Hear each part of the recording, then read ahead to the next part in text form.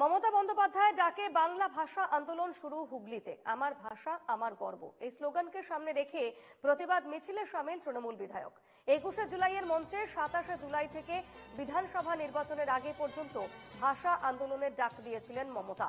সেই নির্দেশেই চুঁচুড়ার বিধায়ক অসিত মজুমদার রবিবার প্রতিবাদ মিছিল করেন তার বিধানসভা এলাকায়। চুঁচুড়ার খাদিনা মোড় থেকে করোলা মোড় পর্যন্ত চলে এই মিছিল।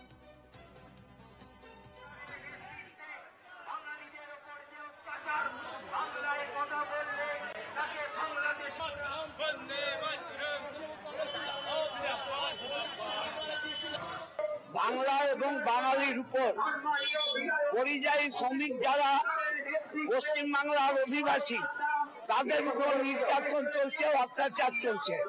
বাংলার মুখ্যমন্ত্রী মমতা বন্দ্যোপাধ্যায় এবং অভিষেক বন্দ্যোপাধ্যায় ভাষা আন্দোলনের ডাক দিয়েছেন। আমরা সেই ভাষা আন্দোলনে আজকে রাস্তায় নেমেছি। বাংলা ভাষা এবং বাঙালিদের উপর যে নির্যাতন চলছে তার বিরুদ্ধে। বীরভূম সফরে